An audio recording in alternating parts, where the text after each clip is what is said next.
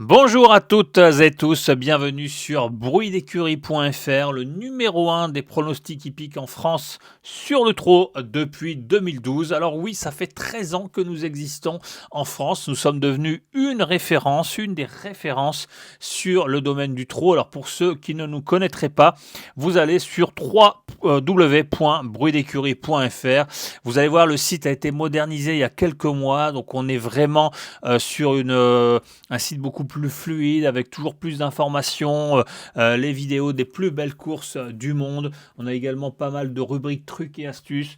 Vous avez également une note qui est malheureusement avec un accès payant sur les notes des qualifications, puisque nous sommes les numéro un également sur les repérages des qualifications et trouver les futures pépites du monde du trot.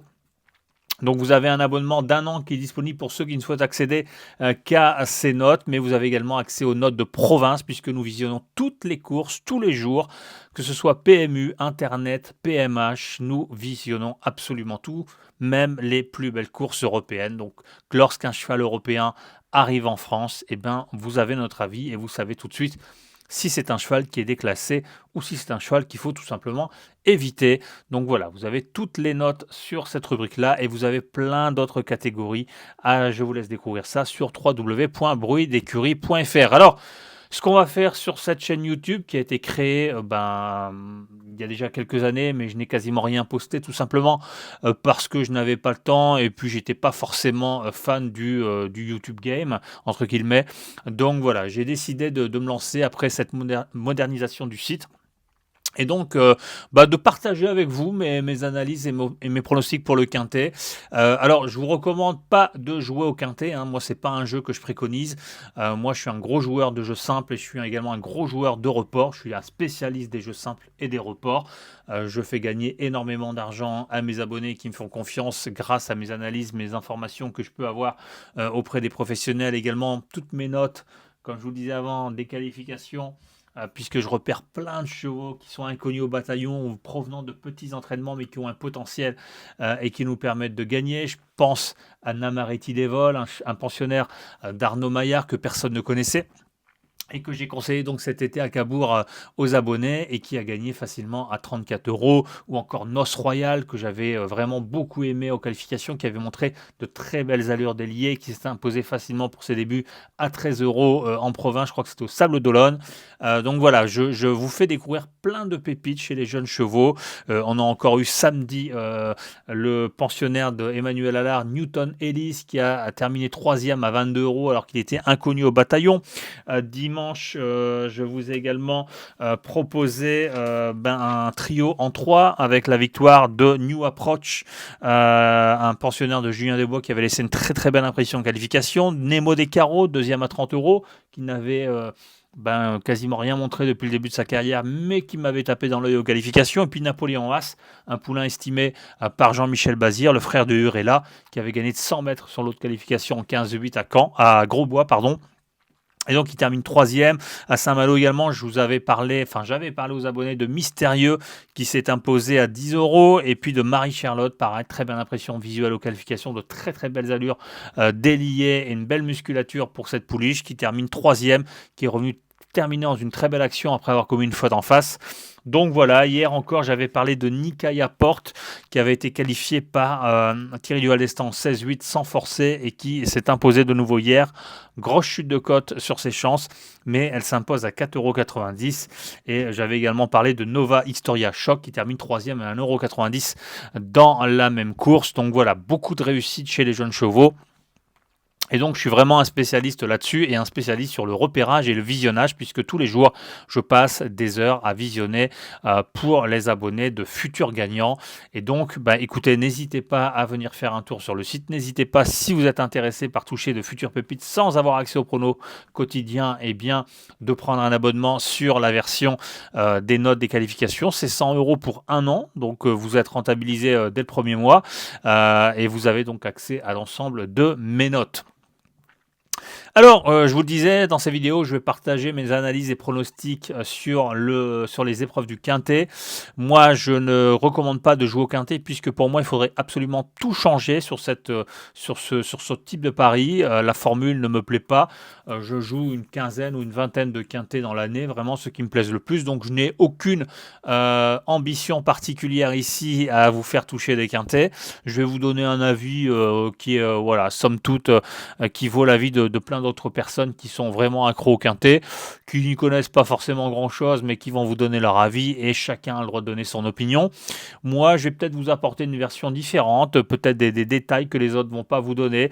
Voilà, une analyse peut-être un peu plus profonde, peut-être quelques bases de temps en temps, ou alors je vais tout simplement vous dire, bah jouez pas, c'est un quintet pourri, comme je le dis assez régulièrement aux abonnés.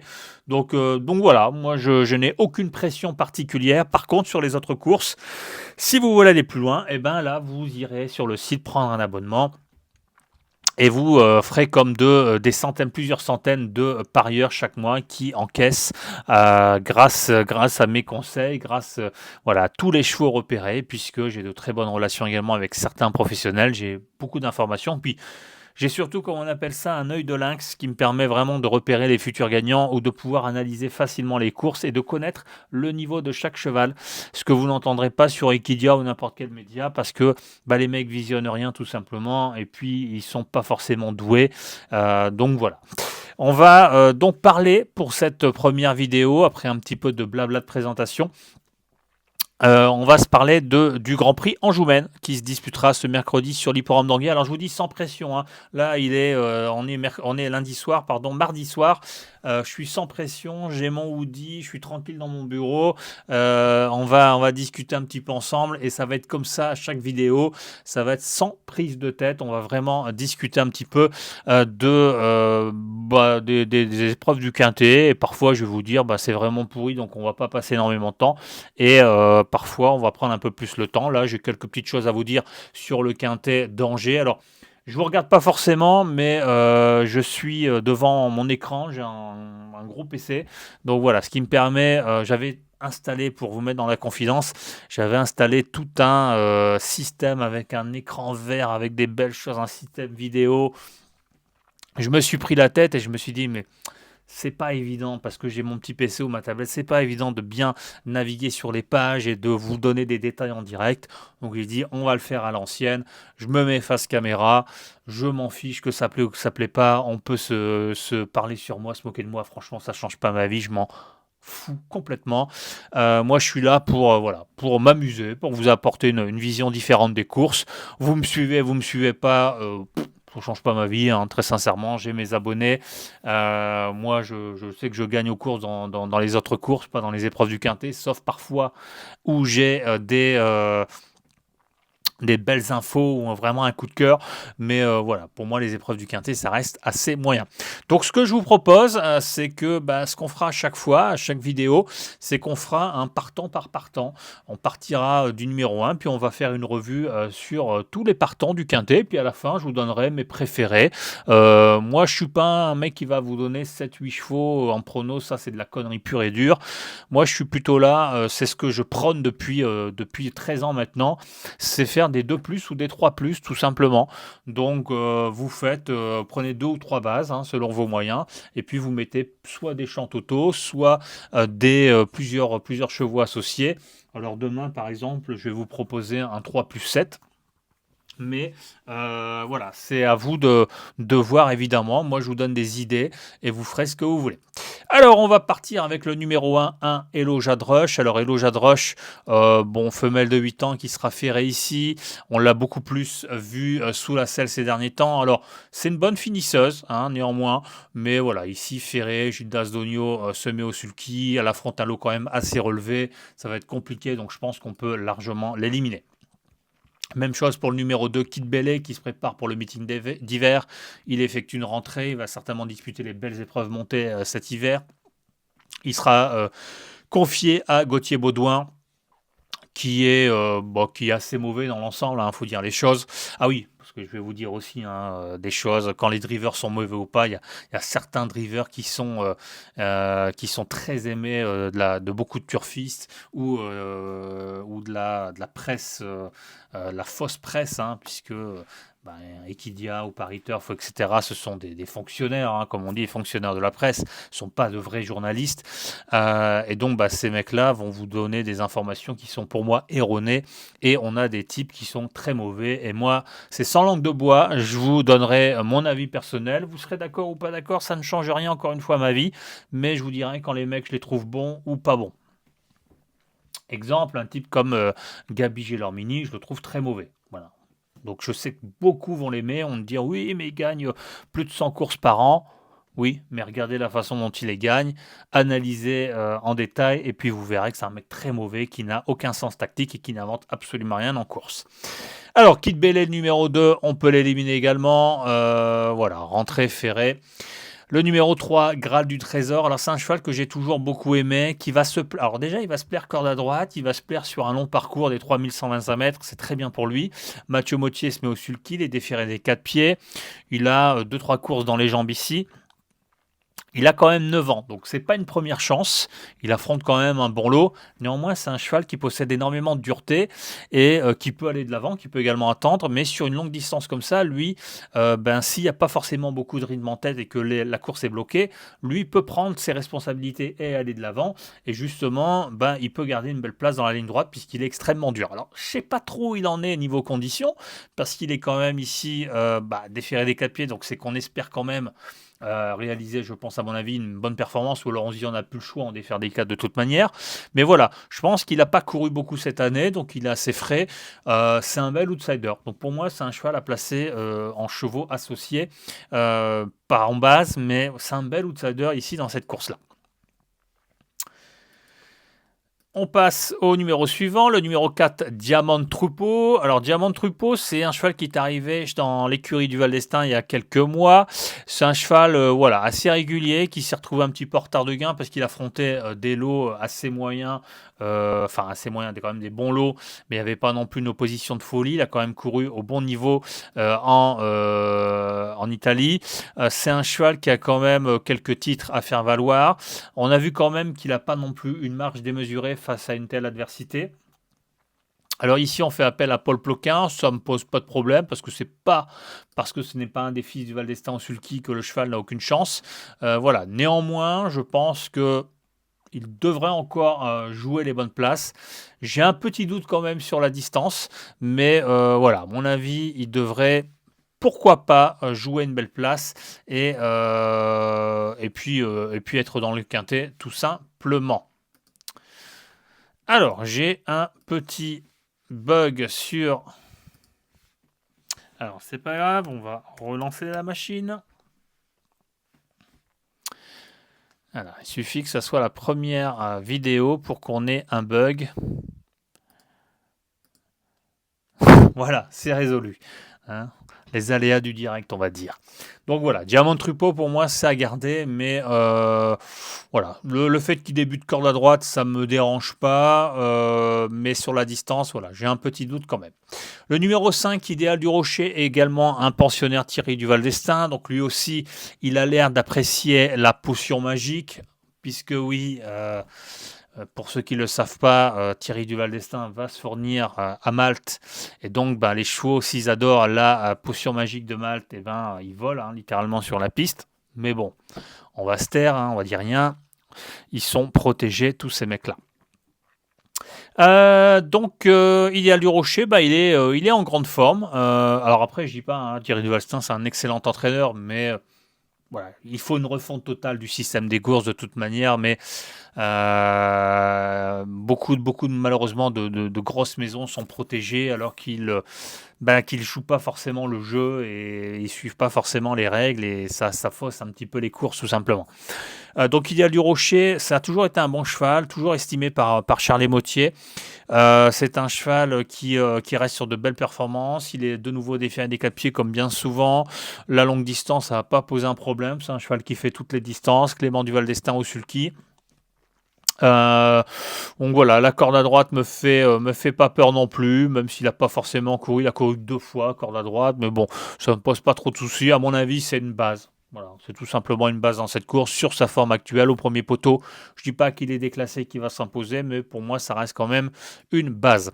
Le numéro 6, Inshore, c'est un cheval que j'ai toujours adoré, qui se prépare pour le meeting d'hiver. Il effectue une rentrée, on peut rayer. Le numéro 7, Hymne du Gers, c'est un cheval que Jean-Michel Bazir a toujours beaucoup estimé. Et finalement, je pense qu'une fois qu'il l'a retrouvé l'année dernière, il a pris beaucoup de gains et il se retrouve un peu ici sans marge.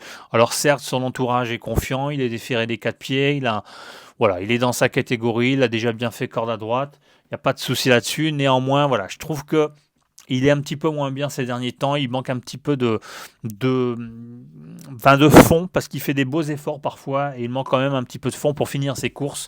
Donc je le mettrai quand même en cheval associé, mais je sais pas c'est pas un cheval que je prendrai en base tout simplement. Je demande à voir. Le numéro 8, Jasmine de Bayeul, c'est un cheval que j'adore également. C'est un cheval que j'ai toujours aimé. J'ai été, je pense, le premier ou un des premiers à en parler en France. Il était inconnu au bataillon. Je l'ai repéré en 2022. J'en ai parlé. Comme souvent, je repère des chevaux qui sont archi connus par la suite. Et donc, c'est un cheval que j'ai beaucoup suivi tout au long de sa carrière et qui a réalisé de très belles performances. Il est même monté au plus haut niveau de sa génération. Ici, il a effectué une rentrée ferrée sur l'herbe à Alençon. Ici, il sera plaqué devant, donc c'est la façon dont il court assez régulièrement. Il est bien engagé à la limite du premier poteau. Il adore la corde à droite. Franck Nivard a été appelé pour le driver, il le connaît par cœur. Donc il n'est peut-être pas encore à 100%, néanmoins, voilà, c'est un cheval qui va se plaire également sur cette longue distance. Et même si je ne le vois pas forcément gagner demain, je le vois au moins être dans les 4 premiers. Et donc c'est un cheval que je prendrai en base également d'un quintet. Ensuite, Fulton, bon, premier engagé des 25 mètres. Ferré, c'est un cheval monté, donc on peut éliminer ici. On arrive sur ce qui va être certainement ma troisième base de la course et je pense peut-être mon coup de cœur pour cette course, c'est le numéro 10, Gaspard d'Angis. Alors, c'est un cheval que j'ai toujours aimé depuis des années, mais Gaspard d'Angis, c'est un cheval saisonnier et c'est un cheval qui est vraiment très bon lors de la période de octobre-novembre. Souvent, je le confie aux abonnés en disant en début de meeting, c'est un vrai cheval de 2850 mètres. Et donc, à chaque fois, je leur dis, quand il a un bon engagement en début de meeting, comme l'année dernière, par exemple, c'était le 31 octobre dans le Prix des Cévennes.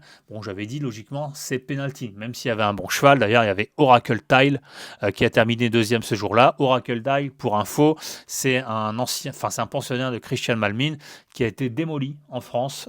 C'est son entraîneur, Christian Malmin, qui est un ami, qui, il me l'a dit, il ne viendra plus en France. Il a été démoli par l'écurie du Val d'Estaing lorsqu'il était en France. Il est revenu avec des blessures à des antérieurs. Donc voilà, on va plus le revoir ce cheval en France, mais c'était un très très bon cheval. Et donc, Gaspard d'Angis, pour moi, il est déféré des 4 pieds ici, après une rentrée ferrée, à mêlée du Maine. C'est un cheval qui adore la corde à droite. Eric Raffin le connaît par cœur. Les longues distances, ça pose pas de soucis pour lui non plus. Il a déjà couru sur des plus de 3000 mètres, quand même, troisième, deuxième, premier. Donc voilà, il a déjà prouvé qui valait ce genre de chevaux. Je pense qu'il va partir assez rapidement et se placer dans le groupe de tête. Je pense même dès le premier tour. Il peut prendre le train à son compte également. Ça peut être également un leader et un bon, un bon dos pour un cheval comme Idéal du Rocher, que lui a besoin d'avoir un dos et donc il va pouvoir prendre certainement son sillage. Et pourquoi pas avoir une belle lutte pour finir. Voilà, en tout cas, Gaspard d'Angis, moi je le vois vraiment bien faire ici dans ce lot. Pour moi, il est très très bien engagé, même si il rend 25 mètres, mais c'est un cheval qui part très très vite, donc il va vite se retrouver en tête. Et voilà, en tout cas, c'est pour moi la base de la course, et c'est même le cheval que je pourrais éventuellement jouer en jeu simple, simple gagnant placé, puisqu'il il a largement les moyens pour moi de pouvoir gagner. Alors idem, j'aurais voulu le voir avec une course supplémentaire dans les jambes, mais voilà, je sais que Jean-Michel Baudouin souvent prépare bien ses chevaux pour des grands prix comme ça, et à mon avis, il devrait pas taper loin ici dans ce lot. Le numéro 11, la championne Just Love You, elle effectue une rentrée ferrée, même si c'est Alexandre Abrivard-Osulki, on peut la garder sur sa classe pour une 5e place, mais ça va être compliqué de la garder dans un jeu. Le numéro 12, le champion Joshua Tree, qui a connu quelques ennuis de santé. Alors, Joshua Tree, pour sa rentrée sur l'hipporome de Laval, il était très attendu, très joué également. Le cheval a fait une faute assez rapidement, après quelques centaines de mètres de course. Voilà, il a suivi dans le lointain, on n'a pas vu grand-chose. Alors, il risque d'être assez joué demain. Néanmoins, je ferai... Alors, pour ceux qui l'adorent, ils vont se dire, bah voilà, JMB se met au sulky, mais c'est normal, JMB il a des intérêts sur le cheval, il se met au sulky, il va pas laisser n'importe quelle bébête se mettre au sulky. C'est normal, il a aussi des obligations par rapport à ça, et ça ne veut pas dire qu'il va forcément gagner ou jouer la victoire. Il pourrait sur sa classe bien faire, mais je pense qu'il va pas lui faire mal. Il a choisi cette course certainement pour lui donner du moral, pour venir bien finir, donc moi, je ferai l'impasse, je tenterai un coup de boker et je le prendrai pas forcément en base ici dans cette course. Et voilà, je le mettrai bien sûr dans les choix associés, puisqu'il va finir certainement très vite, il va faire un bon dernier kilomètre. Je pense que c'est le but de Jean-Michel Bazir. Mais voilà, attention à lui. Isoar Vedake, c'est pareil, c'est un super cheval. Il effectue une rentrée, mais il sera déféré des antérieurs. Pareil, voilà, c'est un cheval qui a toujours montré pas mal de moyens. Voilà, on fait appel à Benjamin Rochard pour sa rentrée, qu'il a drivé lors de ses dernières sorties. Ça s'est bien passé pour lui. Je pense pas qu'ils vont démolir non plus ce cheval pour cette course-là, mais en tout cas, à garder absolument également pour un quintet. La longue distance, ça va être vraiment une course pour lui aussi. Il peut faire un effort et pourquoi pas le faire travailler, venir en tête, même s'il plafonne un peu pour finir, mais ça pourrait lui ouvrir les poumons pour éventuellement une autre course en début de meeting. Pourquoi pas alors il faut regarder les conditions, faut confirmer, mais pourquoi pas le prix des Cévennes par exemple. Hirondelle du Rib, rentrée, jument montée, ferré, on peut éliminer. Just Gigolo, pour moi, il a plus de marge depuis très très longtemps. Et c'est même un cheval... je pense que je serai son propriétaire. Je réfléchirai à arrêter sa carrière. Je pense qu'il a plus forcément de marge. Je le garderai quand même pour une 5e place, mais... ça va être assez compliqué. Et Idéal du Chêne, voilà, ferré avec un mauvais driver. Pareil, c'est une rentrée. Non, elle a déjà couru à Mêlée du Maine le 10 septembre, pardon, mais bon, il n'y a aucune ambition demain. Donc, pour récapituler, mon préféré, ce sera le numéro 10, Gaspard d'Angis, devant le numéro 5, Idéal du Rocher, que je placerai en 2e position. Je mettrai un X en 3e position. En 4e position, je mettrai le 8, Jazzman de Bayeul, et donc un X en 5e position. Et en chevaux associés, je mettrai le numéro 3, Graal du Trésor, le numéro 4, Diamant Truppeau, le numéro 7, Hymne du Gers, le numéro 11, Just Love You, le numéro 12, Joshua Tree, le numéro 13, Isoar Vedake, le numéro 15, Just Gigolo, un 3+7, ça doit coûter 21 € je crois, à 25%. Donc voilà, c'est un peu ce que je ferai. Je pense pas que le quintet va beaucoup payer demain, ça risque d'être beaucoup de favoris. Mais voilà un petit peu mon analyse et mon pronostic pour ce quintet. J'ai pas mal d'autres infos dans les autres courses, également croisé la roche. Donc moi, je vous le répète, je ne suis pas un joueur de quintet. Je ne vous conseille pas de jouer au quintet, je ne vous le conseillerai jamais. Je vous partage simplement une opinion, une analyse, mais bien évidemment, jouez au jeu simple et au report et vous vous constituerez chaque mois une très belle cave qui vous permettra justement de vous faire des petits plaisirs ou d'avoir un complément de revenus. Donc si vous êtes intéressé par ça, vous allez sur www.bruitdécurie.fr. Vous regardez les différents types d'abonnements qui s'offrent à vous et puis vous pourrez éventuellement vous aussi profiter de mes belles infos. Je ne joue pas tous les jours, je ne donne pas de chevaux tous les jours, mais en tout cas si vous êtes patient et si vous êtes assidu dans vos jeux, eh bien vous pourrez dégager de très jolis bénéfices chaque mois. Voilà, c'est tout pour moi, j'ai déjà beaucoup parlé, je vous souhaite une excellente journée, prenez soin de vous et à très vite pour une prochaine vidéo. Salut!